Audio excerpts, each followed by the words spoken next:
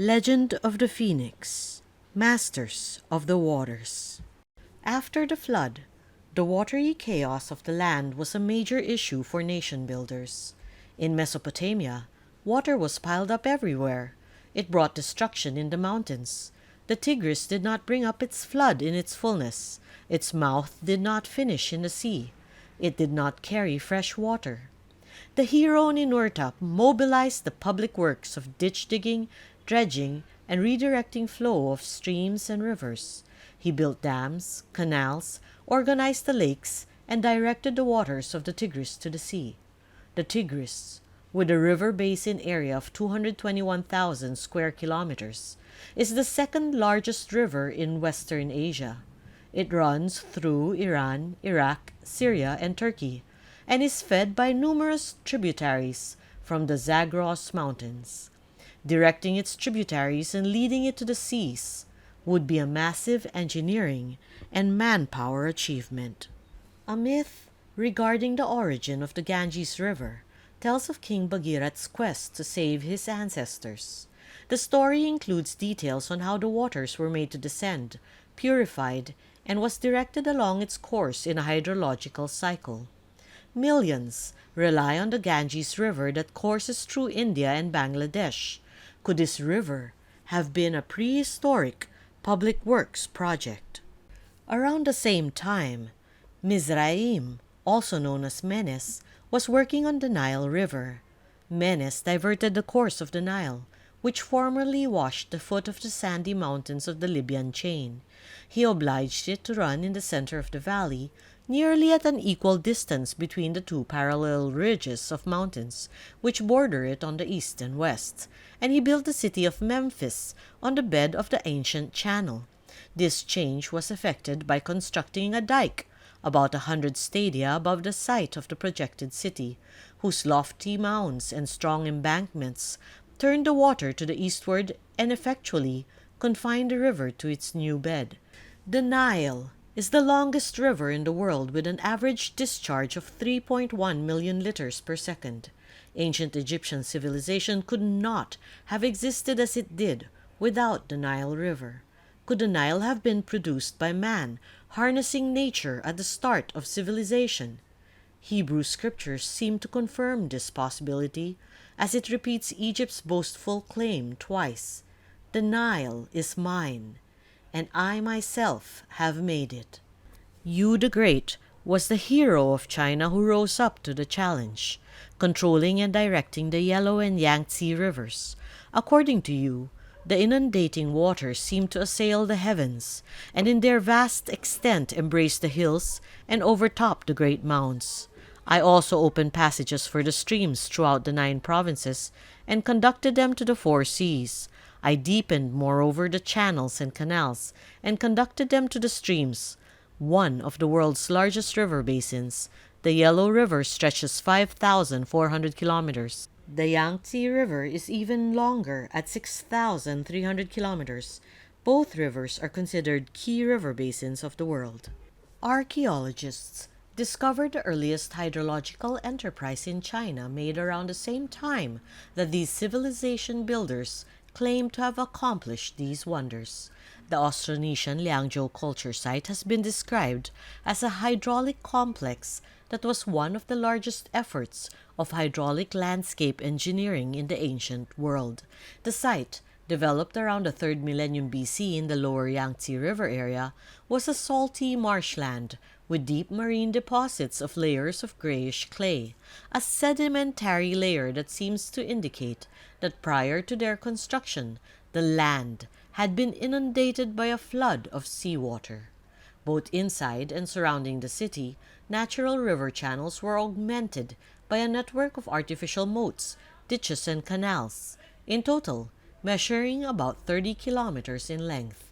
The immensity and internal complexity of the hydraulic system and city at Liangzhou undoubtedly required advanced planning, design, and logistics in construction, operation, and continual maintenance. Thus, when the Austronesian Liangzhou communities left around 2250 BC, the site was overcome with layers of yellowish clay, representing Numerous flooding events. In the Philippines, May 31, 2018, a formal expedition was organized by the Kasaysayan Hunters team that included respected archaeologists, researchers, and members of the academic community to present sites from Manila Bay to Bulacan, where large ancient man-made structures and walls that had been dug out by the violence of the waters were exposed.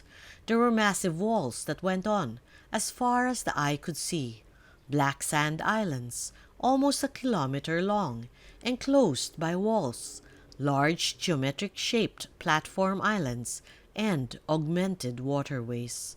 Earthen walls were observed along Kalayaan Creek and numerous unnamed creeks and waterways along Binwangan, Lawa, Hulo, and San Pascual.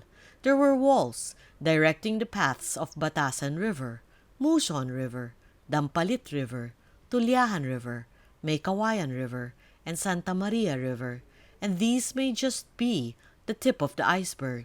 In Balagtas, Bulacan, many kilometers away, aerial photos taken by a drone piloted by Lieutenant Arthur Archie Chu clearly revealed rammed earth walls sticking out about a meter from the soil, following the course of the river. The Austronesian Liangzhu were masters of the waters. Austronesian hydrological engineering must have been a valuable asset, coveted by a waterlogged world. Early Chinese civilization would have naturally tapped into the hydrological technologies of the neighboring Austronesian bird tribes. But could the cosmic bird tribes have flown to the aids of distant lands, like Egypt? The earliest Western representation of the phoenix may be found in the Egyptian Bennu bird. Egyptians also believed that the Bennu, phoenix, is the soul of the sun god Ra, and is symbolically linked to the rising and setting sun. They also believe that the Bennu controls the floods on the Nile.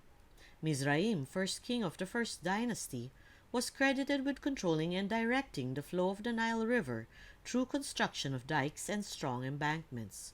Could the hydrological engineers of the Austronesian bird tribes have played a part in this early civil waterworks project? The Austronesian Liangzhu culture hydrological works included building dams and dikes to control and direct the waterways for flooding, transport, and irrigation. Could this have been why the Egyptians saw the phoenix, Bennu, as the one who controls the floods on the Nile? A bird, perched on a tiered mountain or altar, has been found inscribed on Austronesian Liangzhu important Bai and Kong ritual jades. Scholars have connected this early pictographic symbol to the logographic characters bird over mountain that form the character island. This could be interpreted as the birds who were to fly and make their homes on the islands, exactly as the Austronesian-speaking peoples had done. But could the pictographic symbol have meant even more in ancient times? Consider that this same bird over mountain symbol was used to represent the ancient Egyptian Bennu bird, one of the earliest representations of the phoenix. The phoenix, who rises again from the ashes, would have powerful parallels with the survivors of the deluge, who were tasked to rebuild civilization after the death and destruction of the previous world. With the patriarch of the flood as their ancestor deity, the Austronesians chose the phoenix as their primary totem. The Egyptian phoenix perches on the Benben stone, the primeval mound of earth after the flood, on which the first rays of the sun fell. Benben has a pyramid shape that tapers at the top like the structure on which the Austronesian cosmic bird rests. Egyptian word Bennu relates to the verb weben, meaning to rise brilliantly or to shine. Phoenix myths from around the world tell us that the cosmic bird emerges from the sun, a concept graphically portrayed in the ancient Chinese stone relief of Fu Si, where the flood patriarch holds the sun, from which the bird flies forth. The Greeks identified the Bennu bird with their own phoenix mythology. The Greek word for phoenix means the color red or crimson, a color of great importance to the Austronesians, who dyed their important ritual clothing, jade artifacts, and even their teeth a bright red.